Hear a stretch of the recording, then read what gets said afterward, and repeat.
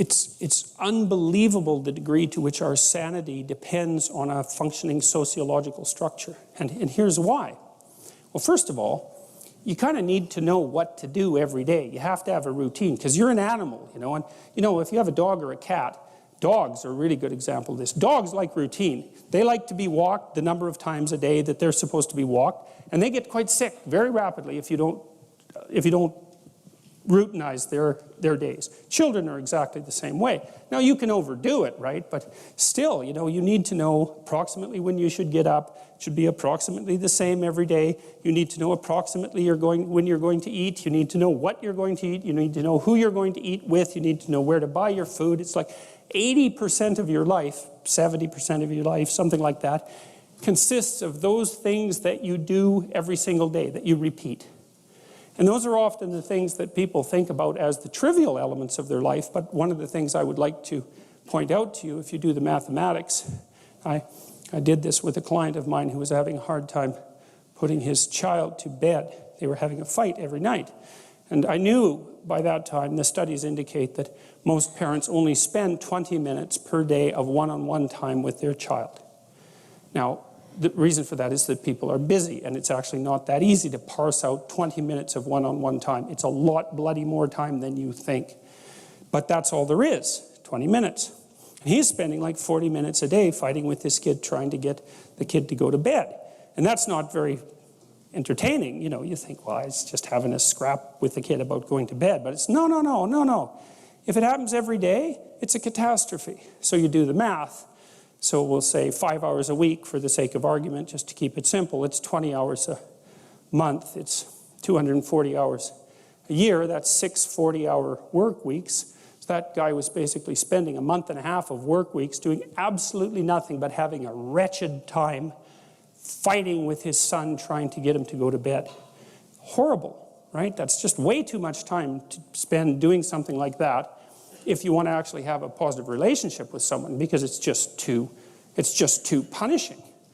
And so, well, so you need structure, you need predictability, and you need more of it than you think, just to keep you sane.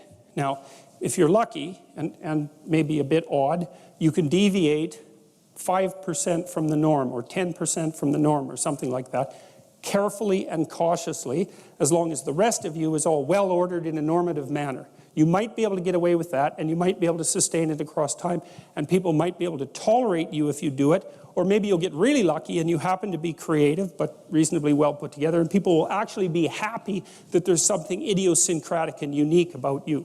But even under those circumstances, mostly what you want is to have a routine that's disciplined, that's predictable, and bloody well stick to it. You're going to be way healthier and happier and saner if you do that. And then the other thing that you need, because this is one of the things the psychoanalysts got wrong, I think, is that they overestimated the degree to which sanity was a consequence of being properly structured internally, you know. Because from the psychoanalytic point of view, you're sort of an ego, and that ego is inside you. And of course, it rests on an unconscious structure. But the purpose of psychoanalysis is to sort out that unconscious structure and the ego on top of it, and to make you a fully functioning and autonomous individual. But there's a problem with that, because the reason that you're sane as a fully functional and autonomous human being isn't because you've organized your psyche, even though that's important. The reason that you're sane, if you have a well-organized unconscious and ego, is because other people can tolerate having you around for reasonably extensive periods of time, and will cuff you across the back of the head every time you do something so stupid that people will dislike you permanently if you continue. And so what people are doing to each other all the time, just non-stop, is broadcasting sanity signals back and forth, right? It's like you smile at people if they're not only behaving properly, but behaving in a way that you would like to see them continue to behave. You frown at them if they're not, you ignore them if they're not, you shun them, you roll your eyes at them, you manifest a disgust face, you don't listen to them, you interrupt them, you won't cooperate with them, you won't compete with them. It's like you're blasting signals at other people about how to regulate their behavior so frequently, well, it just makes up all of your social interaction. That's why we face each other, and we have emotional displays on our face, and we're looking at each other's eyes, and we know exactly We know as much as we can about what's going on with each other, given that we don't have immediate access to the contents of their consciousness. And so partly what you're doing with your routine is establishing yourself as a credible, reliable, trustworthy, potentially interesting human being who isn't going to do anything too erratic at any moment. And everyone else is around there tapping you into shape, making sure that that's exactly what you are. And that's how you stay sane. And so what happens to people too, if they don't have a routine and they get isolated, is they start to drift. And they drift badly because the world is too complicated for you to keep it organized all by yourself. You just cannot do it. So we outsource the problem of sanity. And it's very intelligent that we outsource the problem of sanity, because sanity is an impossibly complex problem. And so the way that we manage the incredibly complex problem is we have a very large number of brains working simultaneously on the problem all the time. You know, the idea of dream analysis, I suppose, is one of perhaps Freud's major contribution to modern Western thought. The idea was there was something to dreams. And I suppose what Freud did is said, hey, look, isn't it strange? We have this whole other form of thought that we engage in at night, and it speaks in a language that we don't really understand. And so what the hell is that? And you can say, and many modern people do, dreams are of no significance, or even that they're random processes, which is an absurd proposition, obviously, because whatever they are, they're obviously not random. So Freud's idea was that there was something in dreams that was informative. So now he had a method for extracting out from the dream what the dream purported to represent. And he outlined that in great detail in The Interpretation of Dreams. And if you want to read one book by Freud, I would highly recommend that one. It's a very long book and it's very detailed, but Freud does an extraordinarily comprehensive analysis of the way that dreams work. Now he made because he'd brought a theoretical framework to bear even on his investigation into dream structure, Jung had a dream once, if I remember correctly, that Freud and Jung were excavating a basement. And so Freud had already discovered the basement, let's say, so that would be the unconscious structure of the psyche. And Jung broke through into another basement that was a multi-chambered place, so many, many, many rooms.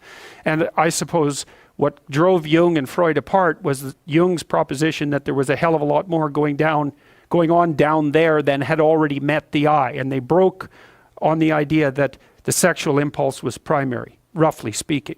They broke when Jung wrote a book called Symbols of Transformation, which is actually, there's 3 books that I know of that are sort of like maps of meaning. One is Symbols of Transformation. One is a book by Erich Neumann called The Origins and History of Consciousness. And the third one, well, is Maps of Meaning. They're the same book. They're just like they're trying to solve the same problem from 3 different directions. They're all attempts to address the same problem. And so Symbols of Transformation was a book that Jung wrote about the fantasies of a schizophrenic American woman. And he was trying to relate her fantasies to these old mythological ideas. And Jung's idea, essentially, and this is an idea that was shared by people like Piaget, so we're not going to say that Jung or Freud just pulled this idea out of the air, was that the birthplace of mythology and literature, for that matter, was the dream. That they share structural, that they share what? Mode of information presentation. And it's a relatively radical hypothesis, but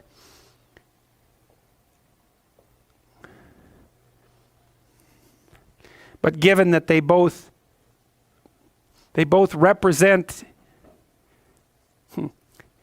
dreams and mythological representations share an essentially narrative structure, and they're literary like, I mean, it's not so unreasonable to notice that a dream at night is like the movie that you play in your head.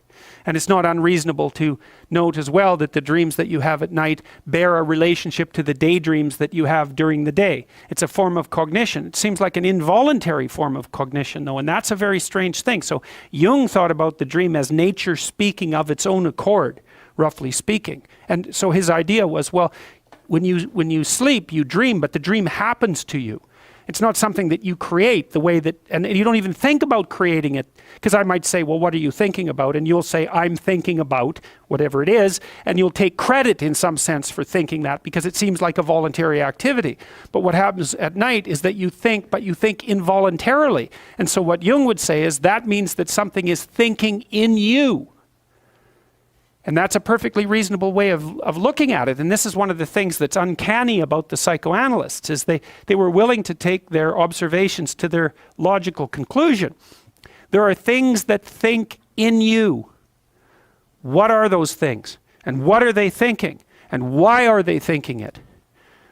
Now, if you do dream analysis, and this is a tricky thing, because who's to say if your damn analysis is correct, right? It's very difficult to understand that. If you do dream analysis with someone, you generally have them lay out their dream, and then you ask them when they're going through their dream a second time, they lay out their dream and you can kind of get a picture of it. And then they lay out their dream a second time, and as they go through it, every time they mention a detail or a character, you ask them what that reminds them of. And the hypothesis is that the dream is presenting an image or an idea that's associated with a network of ideas, and that if you can expand on the network of ideas as you go through the dream, you can elaborate on the dream, you can expand it upwards, and you can start to see what it might be attempting to put forward. Now, Freud's idea was that the dream knew what it was doing, but that its content was being suppressed and oppressed by an internal censor. So the dream had to be sneaky about what it was saying because it was going to deliver a message that the person didn't want to hear. And that was tied up with his idea of repression. But that's not Jung's idea. See, Jung's idea was different. He said, no, the dream is trying to tell you what it's trying to tell you as clear as it can. That's just the best it can do. And so you could think of the dream, and this is, I believe, the right way to think about it. The dream is the birthplace of thought, the same way that artists are the birthplace of culture. It's exactly the same process. It's that your mind is groping outward to try to comprehend what it has not yet comprehended. And it does that first by trying to map it onto image. And it's doing that in the dream, and it's somewhat incoherent.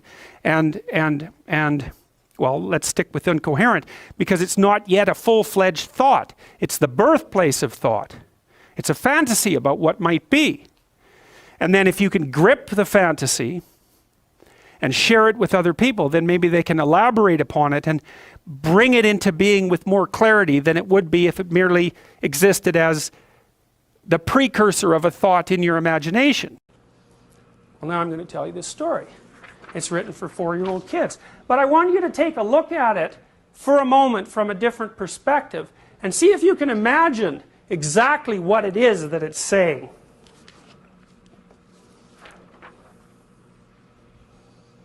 There's no such thing as a dragon. Well, we all know that, right? A dragon is a fictitious creature. Reptilian, terrible, lives forever, breathes fire, hoards gold. Strange combination of attributes. Why would something terrible and ancient hold a treasure?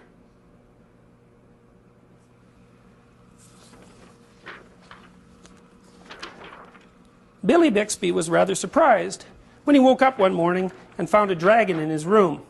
It was a small dragon about the size of a kitten. The dragon wagged its tail happily when Billy patted its head.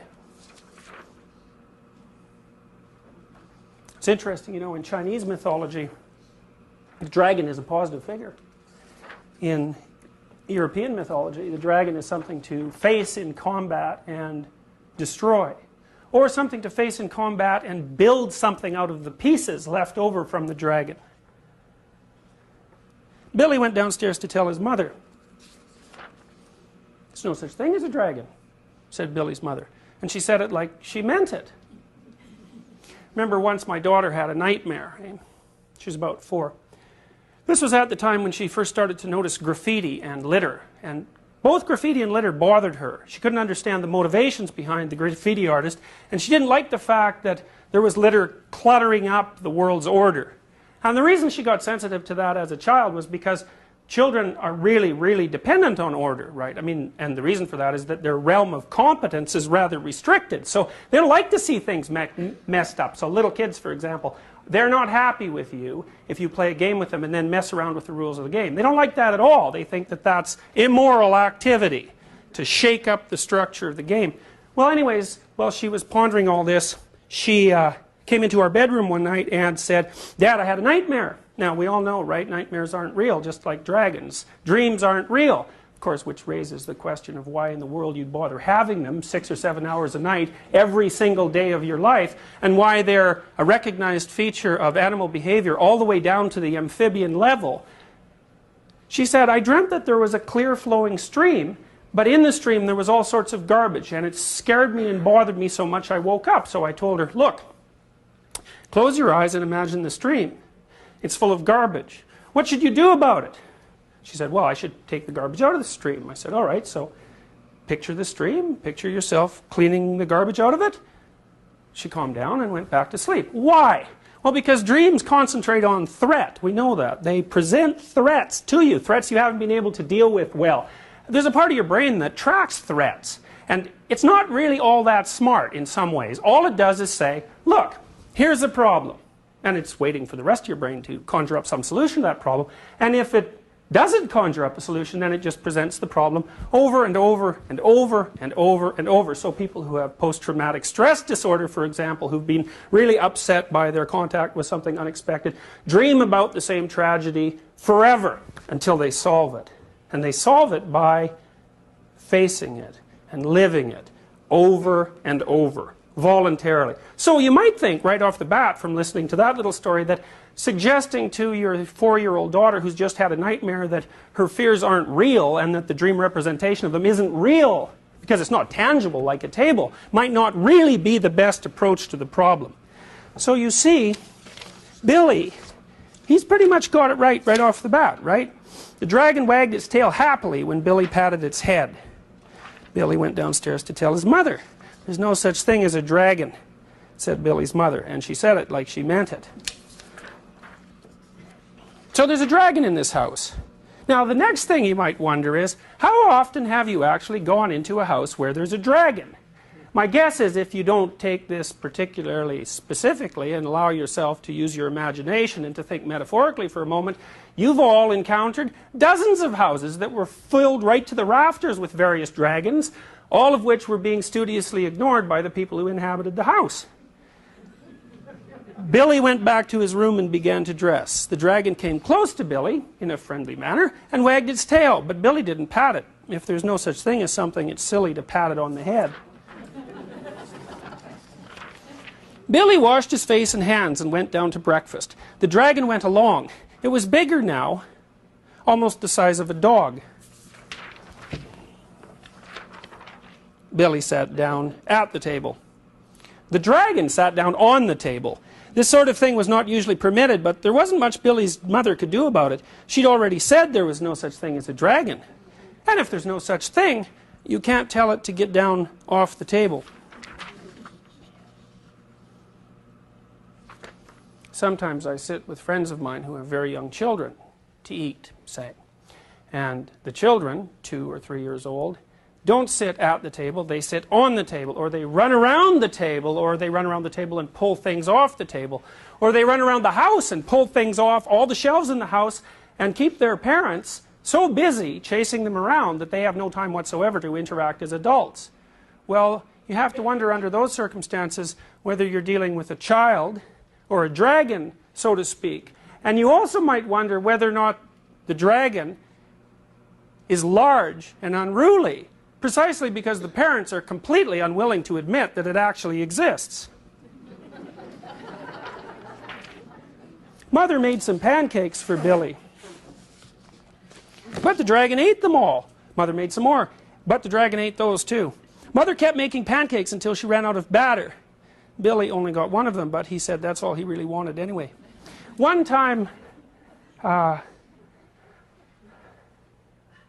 acquaintance of ours in Boston brought their son over to be babysat at our house, and his nanny had just been in a car accident, so he was being shunted from house to house while his parents went off to work. And he didn't have a very good reputation, this kid. He was about 4. And he came over to our house and with his mother in the morning, and she dropped him off and she said, well, he probably won't eat all day, but that's all right. And I thought, no, he's 4. If he doesn't eat all day, that's not all right, right? Because kids, if they don't eat, they're basically horrible, right? If they don't sleep and they don't eat, they're horrible. So it isn't all right that he doesn't eat. So then you think, well, maybe there's some sort of dragon associated with this child that happens to be interfering perhaps with his ability to eat.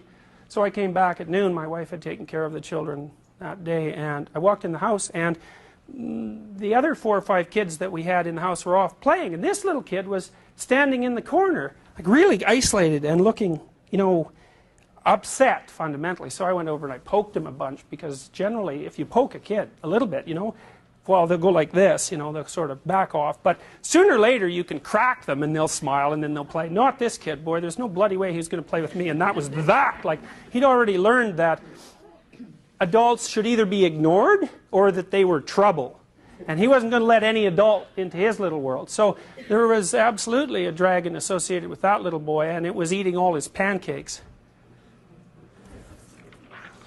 Billy went upstairs to brush his teeth. Mother started clearing the table. The dragon, who was quite as big as Mother by this time, made himself comfortable on the hall rug and went to sleep. I really like this one. By the time Billy came back downstairs, the dragon had grown so much he filled the hall. Billy had to go around by way of the living room to get to where his mother was. I didn't know dragons grew so fast, said Billy. There's no such thing as a dragon, said Mother firmly. Cleaning the downstairs took Mother all morning. What with the dragon in the way and having to climb in and out of windows to get from room to room. So, you know, you think back in your own experience when you've gone to a house where there's a dragon hiding underneath the living room rug and nobody's saying anything about it. And then you think, how long does it take to get something absolutely simple done in a house that's absolutely jammed to the rafters with unfinished business? Forever, right? Organizing people in a household like that, to even do something as simple as go out for breakfast in the morning, or even perhaps to make a meal, is virtually impossible. Why? Well, because there's something going on in the household that has been studiously ignored for a very long time and has grown so large as a consequence that it occupies the whole domain. By noon, the dragon filled the house. Its head hung out the front door, its tail hung out the back door, and there wasn't a room in the house that didn't have some part of the dragon in it.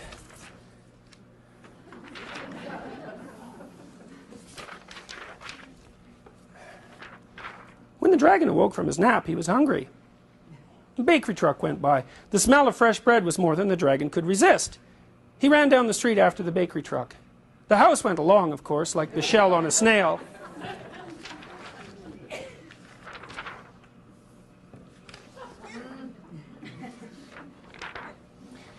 The mailman was just coming up the path with some mail for the Bixbys when their house rushed past him and headed down the street. He chased the Bixby's house for a few blocks, but he couldn't catch it. When Mr. Bixby came home for lunch, the first thing he noticed was that his house was gone. Luckily, one of the neighbors was able to tell him which way it went. You know, that sort of thing happens to people not infrequently too, right? They're not really looking around much at what's going on, and they come home from work one day and their house is gone. And what does that mean? Well, maybe their children have become completely alienated from them, or maybe their wife has decided suddenly, but of course not so suddenly, to leave. Why? Well, according to this story, it's because something ignored was growing in the house. Mr. Bixby got in his car and went looking for the house. He studied all the houses as he drove along. Finally, he saw one that looked familiar. Billy and Mrs. Bixby were waving from an upstairs window.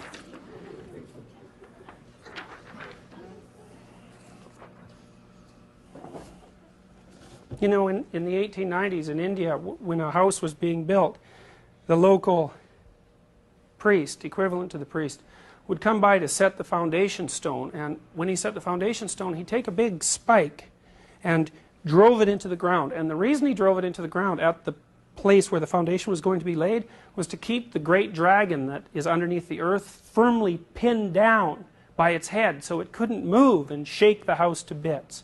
And what does that mean? Well, It means the same thing that's meant in the New Testament when you're told not to build your house on a foundation of sand, right? It doesn't matter how good the house is or how well constructed it is or how rich it is if the foundation is made out of sand or if it rests on top of a dragon.